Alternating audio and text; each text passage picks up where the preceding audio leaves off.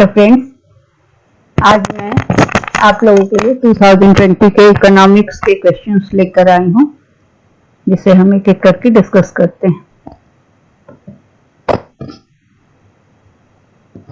तो मैं शुरू करती हूँ।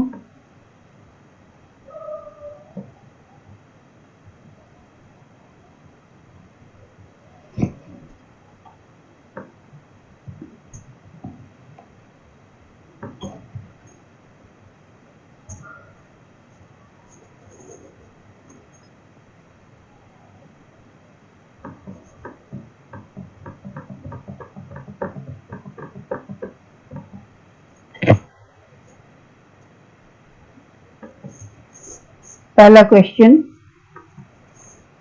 सारे इंग्लिश में है, but I will explain in Hindi.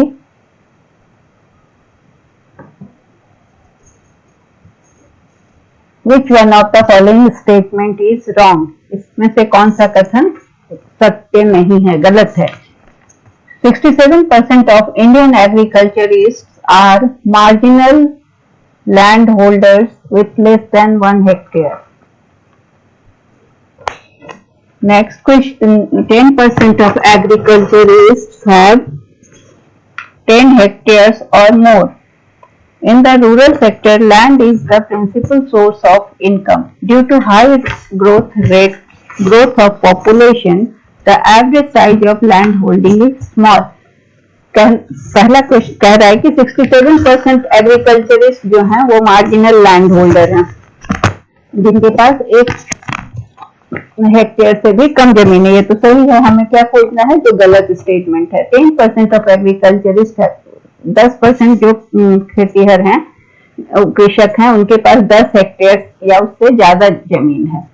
तीसरा है कि रूरल सेक्टर में, ग्रामीण क्षेत्र में जो है प्रिंसिपल सोर्स है, इनकम का मुख्य साधन है, ये भी सही है। Due to high growth of population, ज्यादा जनसंख्या में वृद्धि की वजह से लैंड होल्डिंग स्मॉल होता जा रहा है। तो ये तीनों तो सही है, तो गलत कौन है? ये। तो इसलिए हमने इसको टिक किया, इसका आंसर हुआ सेकंड। अब दूसरा क्वेश्चन हम लोग देखते हैं। Growth rate of population, population में वृद्धि का दर कैसे मापते हैं या किस रेट को कहते हैं? Rate at which population increases 1000 per annum, मतलब 1000 की जनसंख्या पर जो वृद्धि होती है प्रत्येक साल, उसे कहते हैं ग्रोथ रेट ऑफ पॉपुलेशन। या rate at which birth rate increases पर, या बर्थ रेट जिस पर 1000 पर जो बढ़ता है, या rate at which population 10,000 per annum पर जो जनसंख्या बढ़ती है, या rate at which fertility rate increases per annum. तो फर्टिलिटी रेट बढ़ने का पर एनम, ये चीज को मापना कठिन है। तो ग्रोथ रेट ऑफ पॉपुलेशन क्या है? यह रेट है जो कि पर ईयर, हर साल जो 1000 की जनसंख्या पर जो 1000 जनसंख्या में जो जुड़ता है, जो संख्या इंक्रीज होती है, उसे कहते हैं हम ग्रोथ रेट ऑफ पॉपुलेशन। अगला क्वेश्चन है कि नीचे 2 स्टेटमेंट दिए हुए हैं, एक असर्शन है और दूसरा रीजन है उसका दिया हुआ। आपको बताना है कि क्या दोनों सही है या क्या जो ऑप्शन है उसमें से चुनना है। तो high powered money is the source of all other forms of money that impact money supply. High powered money क्या है? हाई पावर्ड मनी है वो कमर्शियल बैंक के पास जितना पैसा है, रिजर्व करेंसी जो है, और रिजर्व जो है बैंक के पास, और जो लोगों के साथ भी पैसे हैं, जो लोगों के हाथ में पैसा है, जिसको करेंसी और नोट कहते हैं।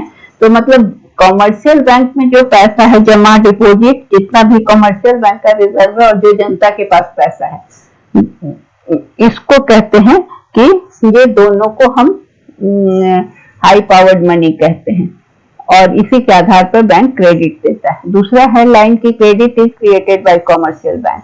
दोनों बातें अपनी अपनी जगह पर सही हैं कि क्रेडिट जो है तो कॉमर्शियल बैंक क्रिएट करता है, व्यवसायी बैंक। लेकिन क्या एक दूसरे का एक्सप्लेनेशन है? Both A and R are correct, दोनों सही है। R is the correct explanation of A, गलत, ऐसा नहीं है। R both A and R are correct, but R is not the correct explanation of A. अब अगला क्वेश्चन हम देखते हैं, क्वेश्चन नंबर 3। तो देख लिया हमने question number 4।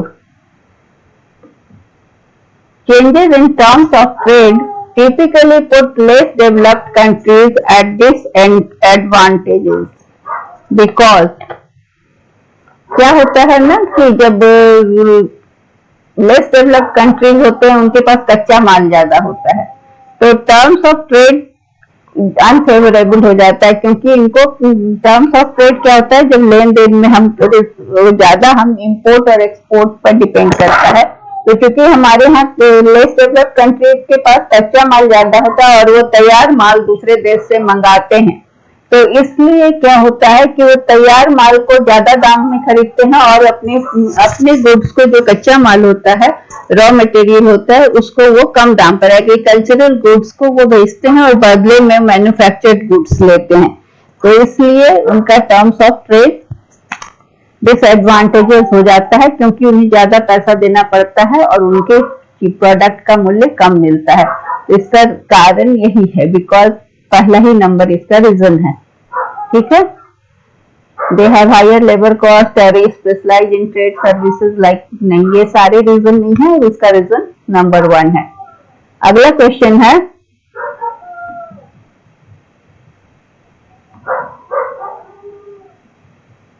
which one of the following response is true as a solution for simultaneous equation bias? तो इसमें क्या क्या है, OLS मेथड और principal component method, two stage least square method, full information maximum likelihood method. ठीक है, तो ये क्वेश्चन का आंसर है हमारा कि two stage least square method.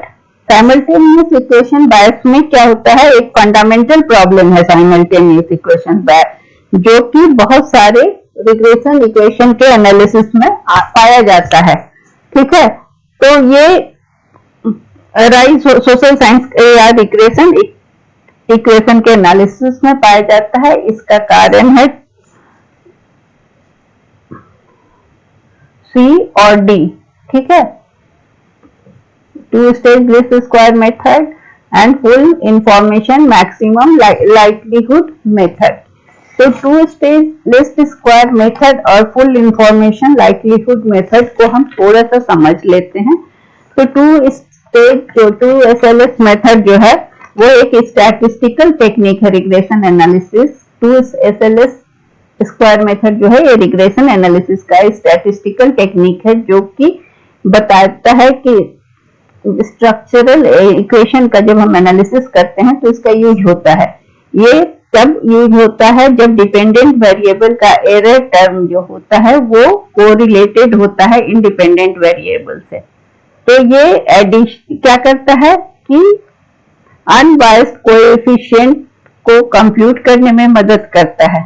ठीक है, और FIML क्या है, जो नंबर डी है, यह एक एस्टिमेटर है जो कि मैक्सिमम लाइक्लीहुड ऑफ वहां पर बताता है कि जहां पर मेजॉरिटी ऑफ डेटा जो मिसिंग होते हैं ना, डेटा वैल्यू, वहां पर वो क्या होगा, मैक्सिमम लाइक्लीहुड किस चीज का, उसको कंप्यूट करता है। तो इसका आंसर होगा सी एंड डी। ठीक है, इसको और ज्यादा एलाबोरेशन की जरूरत है, जिसके लिए मैं एक अलग से वीडियो बना के डालूंगी। ठीक है, तो इसका आंसर है सी एंड डी। मैं फिर से टिक कर दूं।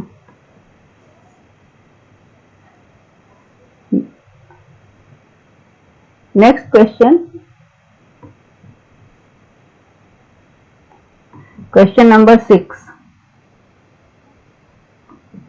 A growth model in which there are diminishing returns on each factor of production। Her factor of production में क्या हो रहा है, diminishing return आ रहा है, but constant return to scale पे constant return आ रहा है, and exogenous technological changes that generate long term economic। और exogenous जो बाहरी टेक्नोलॉजिकल चेंज जो है वो क्या ला रहे हैं, आपका बाहरी जो टेक्नोलॉजिकल चेंज है वो अलाउ कर रहे हैं कैपिटल, आउटपुट, कंजम्पशन, पॉपुलेशन को कांस्टेंट रेट पर ग्रो करने के लिए। तो इससे क्या हो रहा है कि लॉन्ग टर्म ग्रोथ रेट आ रहा है कांस्टेंट रिटर्न टू स्केल की वजह से। तो ये किसने दिया है, ये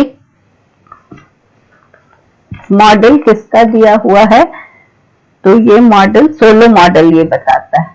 ठीक है, इसका आंसर होगा सोलो मॉडल।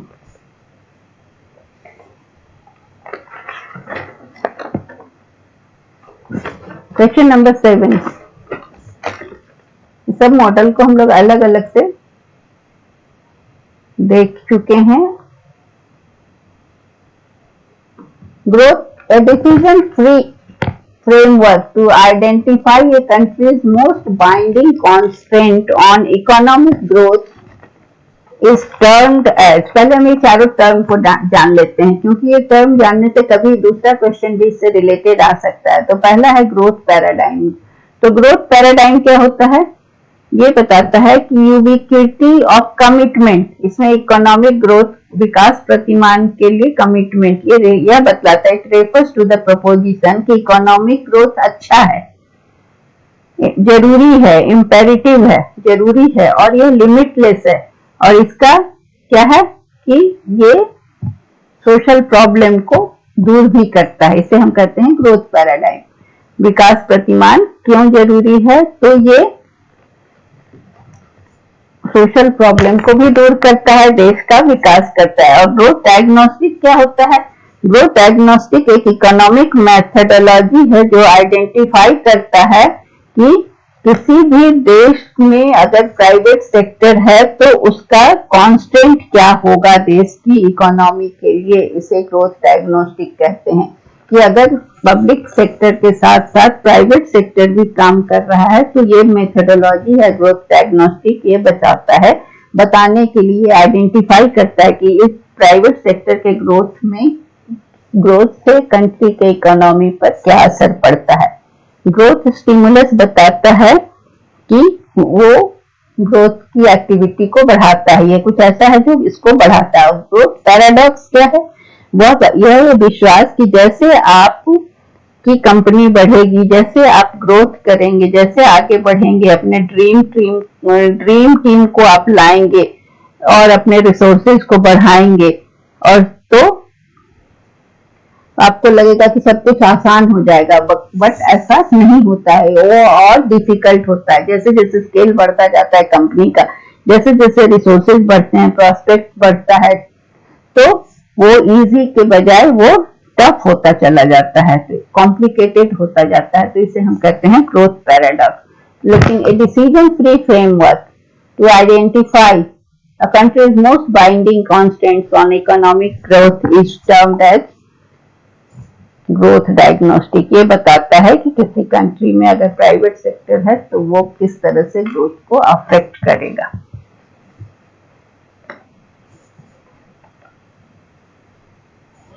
अगला क्वेश्चन है, Which of the following are Hawkins-Simon conditions? Hawkins-Simon conditions हमें ये बताता है कि ये इसका आंसर पहले हम देख लें कि इसका आंसर है कि डेटर्मिनेंट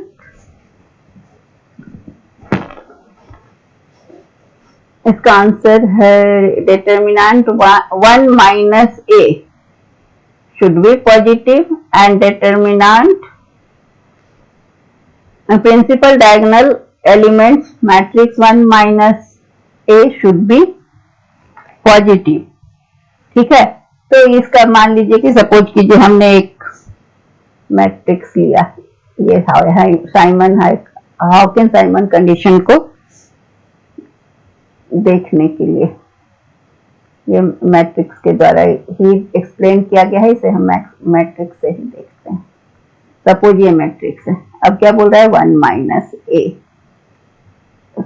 सॉरी ये 1 है, 1 minus A, so it will be like this 1 minus a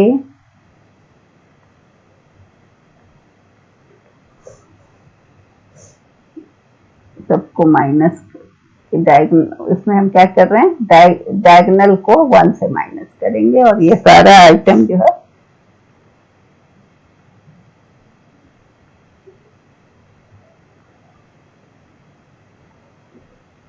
ठीक है, इसको एक उदाहरण लेकर देखते हैं। तो इसका रिजल्ट हमें क्या आना चाहिए, इसका रिजल्ट पॉजिटिव आना चाहिए। तो सपोज हमने लिया डायगोनल, ये हमारा मैट्रिक्स ए, अब 1 माइनस ए कर दे, it will be 1 minus 3 minus 9 minus 4, ये हो जाएगा 1 minus 8, so it will be minus 2 minus 9 minus 4 minus 7, ठीक है। तो it will be minus 14 minus minus plus 36, so result should be greater than 0. This should be greater than 0. So Hawkins-Simon condition is fulfilled. It is greater than 0 because value is positive. This.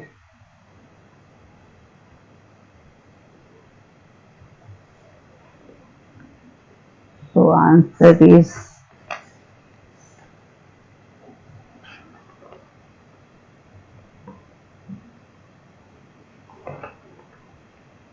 minus 1 minus a should be positive, so it is positive. And principal diagonal elements of the 1 minus a should be positive. So it will be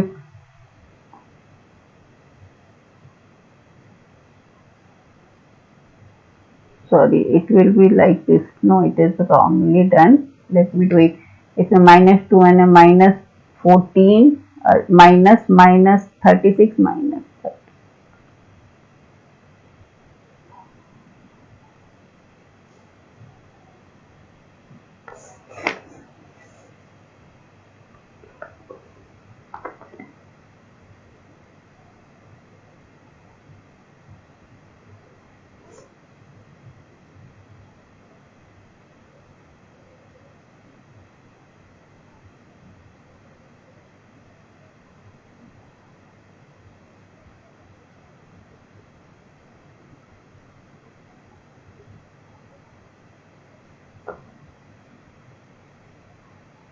I am leaving this sum because there is some confusion. Let me do it again. I will do it next time. Okay. So I am not going to waste time here. Markowitz theory of portfolio management considers which of the following assumptions? Investors are pessimistic about startups but optimistic about established business. So Markowitz says that we should invest. Investors try to invest. Markowitz का कहना है कि वैसे portfolio management में जो investors होते हैं वो वैसी जगह पर इन्वेस्ट करना चाहते हैं जो रिस्क एवर्सर होते हैं। रिस्क एवर्स करने वाला मतलब रिस्क को अवॉइड करने वाले जो इन्वेस्टर होते हैं वो वैसी कंपनी में इन्वेस्ट करना चाहते हैं जहां पर risk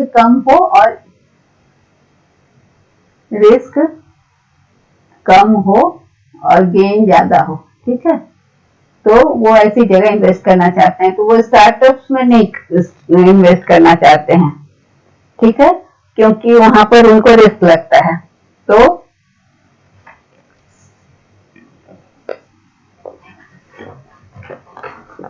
investors have free access to fair and correct information on, इसलिए वो चाहते हैं कि इंफॉर्मेशन जो है उनको करेक्ट मिले। वो ऐसी जगह इन्वेस्ट करें जहां पर और उनको बहुत सारे पोर्टफोलियो में इन्वेस्ट करना चाहिए। मार्केट का कहना है कि उनको डाइवर्सिफाइड डिस्ट्रीब्यूशन करना चाहिए अपने फंड का और डिफरेंट अलग अलग, जैसे मान लीजिए शेयर स्टॉक में ही इन्वेस्ट कर रहे हैं तो वो अलग अलग कंपनीज में करें ताकि उनका कहीं पर लॉस हो तो कहीं पर प्रॉफिट हो। और इसके अलावा उन्हें पूरा पैसा एक जगह नहीं लगाना चाहिए, ठीक है, एक ही पोर्टफोलियो में नहीं लगाना चाहिए। तो इसलिए आंसर इसका होगा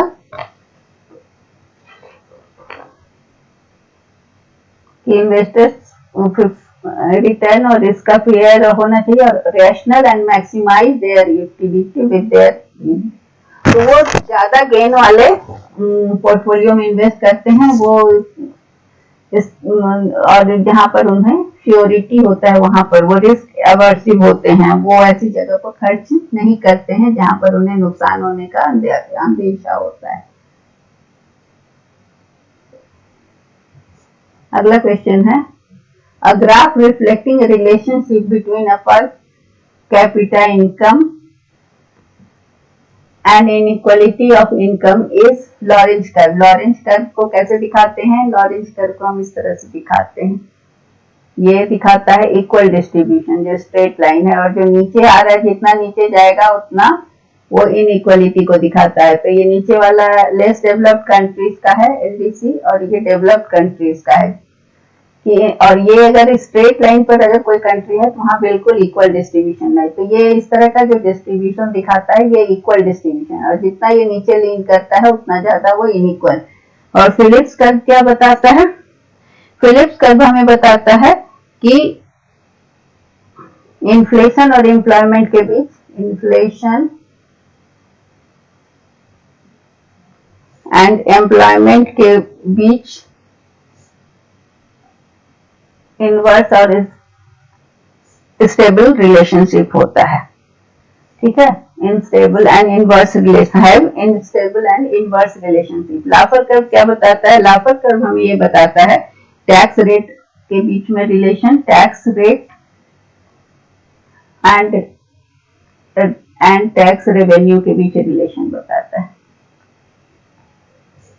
और कुजनेट कर्व हमें बताता है कि economic develop, as economy develop, जैसे जैसे इकोनॉमी का डेवलपमेंट होता है मार्केट फोर्सेस क्या करता है, मार्केट फोर्सेस पहले इंक्रीज करते हैं इनइक्वालिटी को और फिर डिक्रीज करते हैं। तो जैसे ग्रोथ होता है पहले इनइक्वालिटी बढ़ती है, फिर इनइक्वालिटी इंक्रीज होती है, फिर इकोनॉमिक इनइक्वालिटी, और फिर बाद में डिक्रीज होती है। तो इसका आंसर क्या होगा? आंसर होगा जो क्वेश्चन है कि graph reflecting inequal relationship between countries per capita income and inequality of income distribution is called Lorentz curve। अगला क्वेश्चन है, क्वेश्चन नंबर 8 को मैं फिर से अगले बार में लेके आऊंगी, उसमें थोड़ा सा कुछ गड़बड़ हो गया था। अब टोटल रेवेन्यू फंक्शन दिया हुआ है और टोटल कॉस्ट फंक्शन दिया है और कॉस्ट क्यू भी, क्यू का वैल्यू दिया है। अब हमें 4 ऑप्शन में से फाइंड करना है कि कौन सा सही है। तो टी आर दिया हुआ है हमारा, यहाँ पर बनाऊंगा,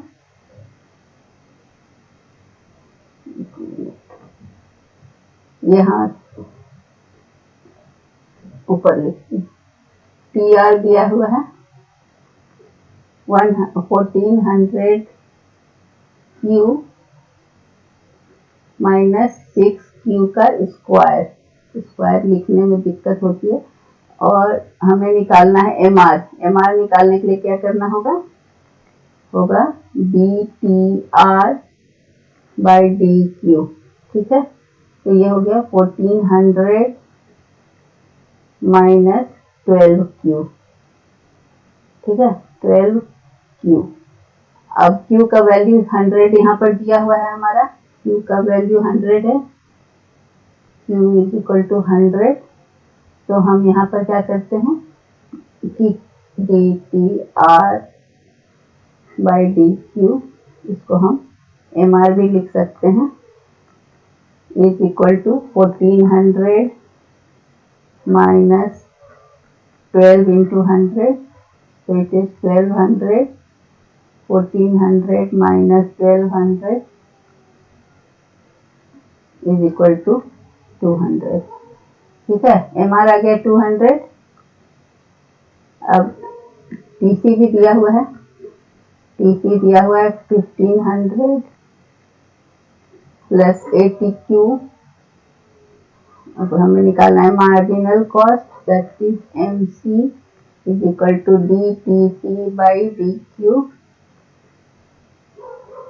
delta Q.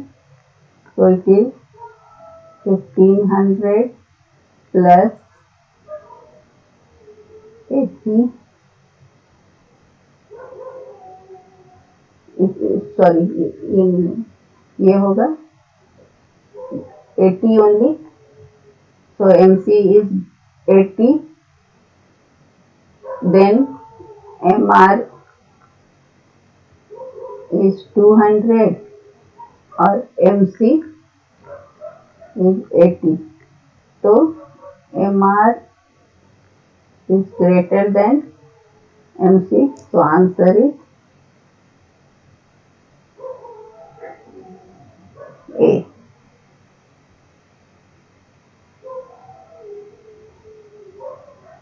And B, MC is 80. So answer is A and B. Okay, next question. Match the list. So first is effectiveness in private market in dealing with externalities. Okay, so it is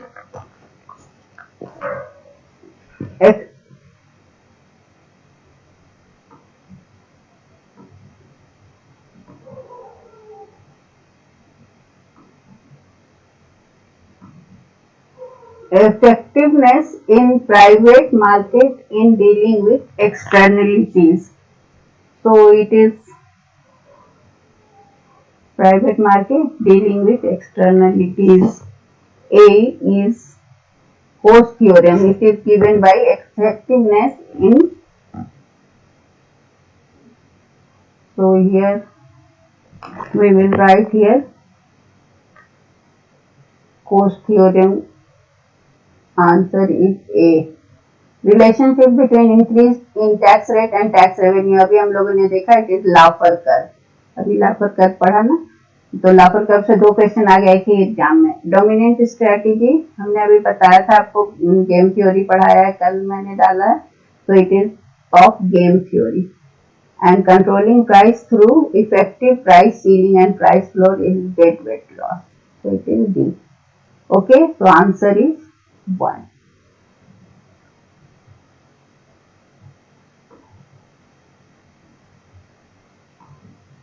अगला question है match the list with. So here first let me write it correctly. It will be 3x square plus 2x plus 9 and it is 5x cube and it is 3e to the power 2x and it is 5x plus 3. ये चारों को मैंने फिर से लिख दिया. It is option 1, it is option 2, it is option 3 and it is option 4. Now the question is कि match the list. So linear function. Linear function क्या होता है? Linear function का पावर 1 होता है. हाईएस्ट पावर linear function का जो होता है वो linear function का पावर 1 होता है. तो इसलिए इसका ये हो जाएगा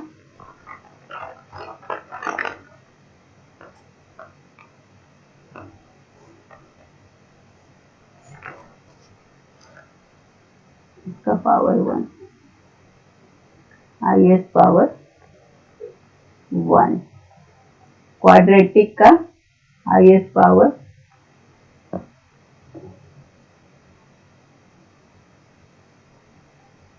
2. ये लीनियर फंक्शन होता है ax plus bx plus c. ये होता है ax square plus bx plus c is equal to 0 और y वॉटेवर. हाँ, एक्सपोनेंशियल फंक्शन होता है. इसमें क्या होता है? बेस का पावर होता है. एक्सपोनेंशियल में बेस का पावर हो जाता है.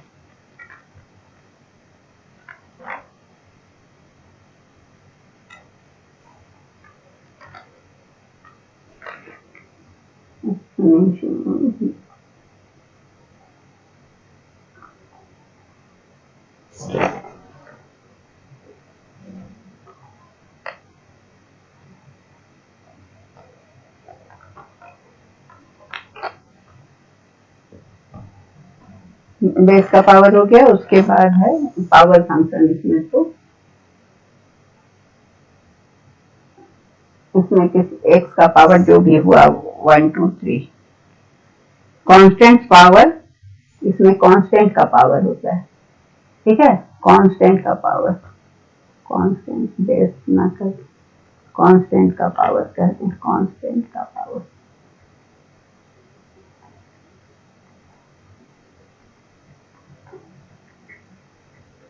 तो हमारा लीनियर फंक्शन कौन सा हुआ इसमें, आप देखिए लीनियर फंक्शन हो गया ये, इसका आंसर हो गया ये ए का, इसका ये क्वाड्रेटिक हो गया ये बी, और एक्सपोनेंशियल फंक्शन ये हो गया सी, और पावर फंक्शन हो गया डी, ठीक है। तो इसका आंसर है ए का 4, ए का 4, ए का 4, ठीक है, बी का 1,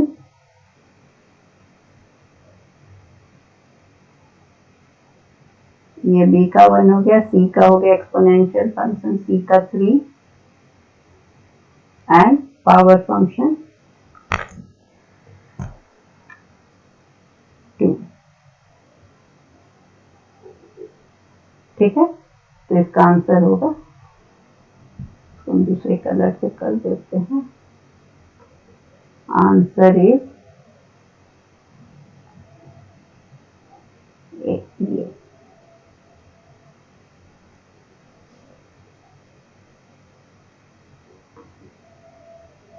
क्वेश्चन नंबर 8 को मैं दूसरे वीडियो में लेके आ रही हूँ। That's all for today, thank you.